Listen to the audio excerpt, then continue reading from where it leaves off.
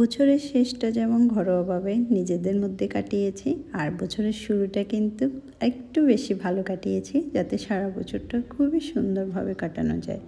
নমস্কার, সবাই কেমন আছেন? নতুন আরেকটি ব্লগে সবাইকে স্বাগতম। নতুন বছর নাকি যেভাবে কাটে সারা বছরটাও কিন্তু সেভাবে কাটে, সবাই বলে। তো আমরা নতুন বছরের বিকালবেলাটা একটু অন্যরকমভাবে কাটানোর চেষ্টা করেছি। আর রুদ্রাক্ষেরও এক্সাম শেষ হয়ে গেছে ওই দিন, তো ভাবলাম যাক, মেয়েরও যেহেতু এক্সাম শেষ, আমরাও বাইরে থেকে ঘুরে আসি, নতুন বছর বা নিউ ইয়ারটা একটু সেলিব্রেশন করে আসি। তো আমরা বেশি দূরে কোথাও যাইনি, যেহেতু অনেক ঠান্ডা কাঠমান্ডুতে, তাই আমরা একটু কাঠমান্ডুর ভিতরে বাটবাটানের সুপার শপে গিয়েছি।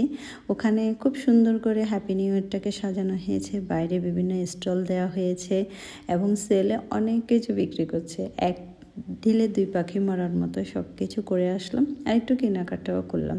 এরপরে আমরা রাতের খাবারটা বাইরেই খাবো ভাবলাম।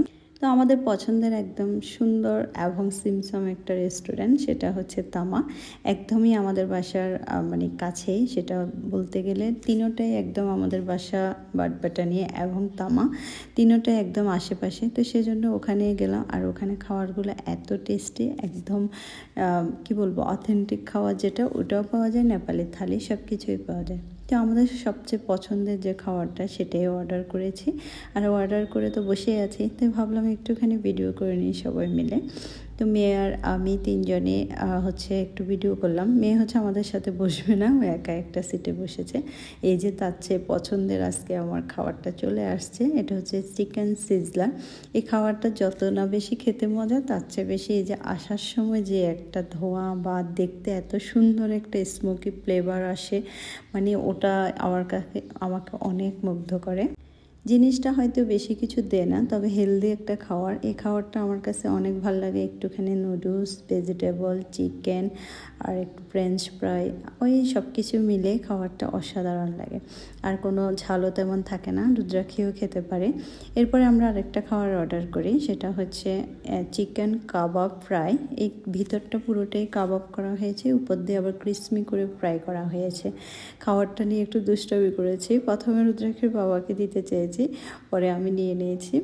তো যাই হোক, আমরা আজকে 31st নাইট যেরকম সুন্দরভাবে ঘরোয়াভাবে কেটেছে, বছরের শুরুটা 1 জানুয়ারিটাও আমরা অনেক সুন্দরভাবে কাটিয়েছি। তো এই বছরটা সবার সাথে সাথে যেন আমাদেরও ভালো কাটে, আর এই বছরে অনেক ড্রিম আছে, সেগুলো যদি সত্যি একটু পূরণ হয়, ভগবানের কাছে এটাই পাওয়া। 2024-এ অনেক সুন্দরভাবে কাটিয়েছি, সামনের বছরটাও যেন সব কিছু নিয়ে ভালো থাকে, ভালোভাবে কাটায়, এটাই আশা করি। তো সবারও যেন এই বছরটা 2025টা খুব সুন্দরভাবে কাটুক।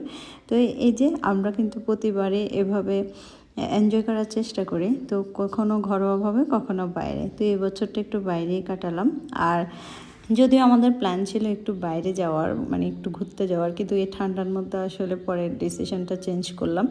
আর বাচ্চা থাকলে আসলে সবসময় সব কিছু করে হয়ে ওঠে না। এই ঠান্ডার মধ্যে আমরা যতটাই না এনজয় করবে, তার চেয়ে বেশি ও যদি অসুস্থ হয়ে যায়, সেজন্য।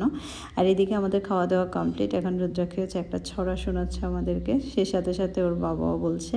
ওর বাবা যদি একটু গান করেছে, সেই গানটা সবার সাথে শোনানো উচিত ছিল, বাট আমি ভয়েস দিয়ে দিয়েছি। পিছনে কিন্তু ব্যাকগ্রাউন্ড মিউজিকও বাজছিল, সেজন্য।